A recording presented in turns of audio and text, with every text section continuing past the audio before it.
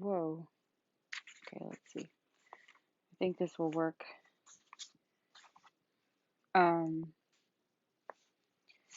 page 139. He lays on the heart of each one individually that it is a matter of conscience. He makes an affair of the heart a matter of the conscience. It cannot be expressed more definitely and more clearly, and yet still another expression for the same view is contained in the form of the question, or in asking the question to each one individually. To ask the individual. This is a more common expression for the relationship of conscience, and therefore it is also Christianity's essential view of the human race. First and foremost, to regard the mass individually, every one by himself as the single individual, den Enkelte. Therefore, the pastor of the church asks the two, each one individually, whether he has deliberated with God and his conscience. This is the transformation of infinity which in Christianity takes place in erotic love. It is, like all Christian transformations, so gentle, so hidden, because it belongs only to the inwardness of the hidden man, the inviolable being of the quiet spirit.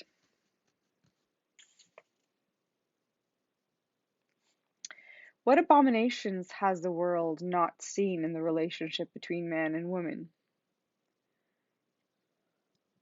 That she, almost like an animal, was a despised creature compared to the male, a creature of another species. What battles there have been to establish women on equal terms with men in the secular world. But Christianity makes only the transformation of infinity, and does it therefore in all stillness. Outwardly, in a way, the old remains, for the man shall be the woman's master, and she shall be submissive to him. But in inwardness everything is transformed with the aid of this little question to the woman, whether she has deliberated with her conscience about having this man for a master, for otherwise she does not get him. Yet the question of conscience about a matter of conscience makes her in inwardness before God absolutely equal with the man. What Christ said about his kingdom,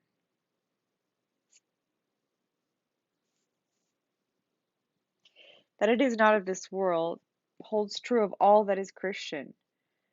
As a higher order of things, it wills to be present everywhere, but is not to be grasped. As a friendly spirit, it surrounds the lovers everywhere, follows their every step, but cannot be pointed to.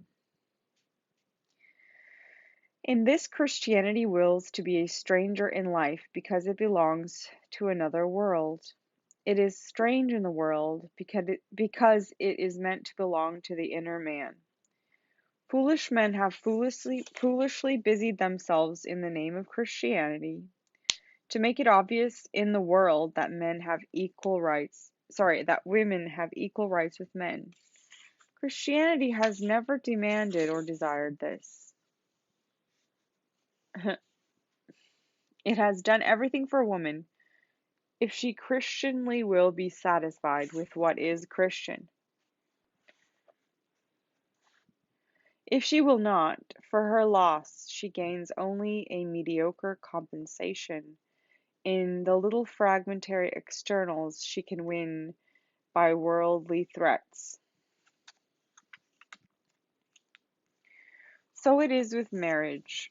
Although Christianity, through marriage, has made erotic love into a matter of conscience, it still does not seem to follow that it has made love completely a matter of conscience. Yet anyone who has some other view is under a delusion about Christianity.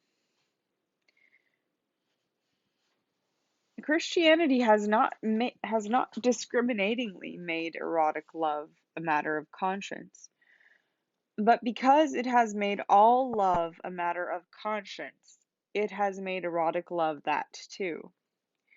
Besides, if any kind of love would be difficult to change to a matter of conscience, it would certainly be erotic love, which is based on impulse and inclination.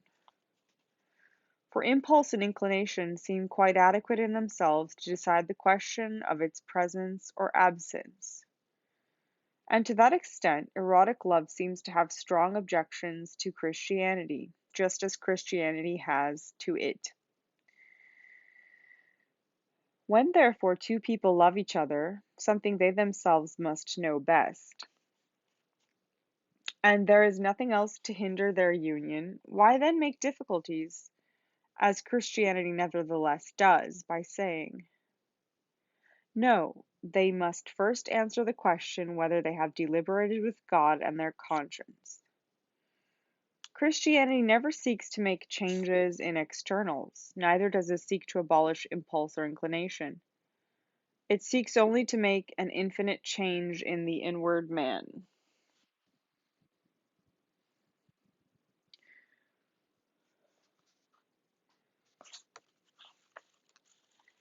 Seeks only to make an infinite change in the inward man.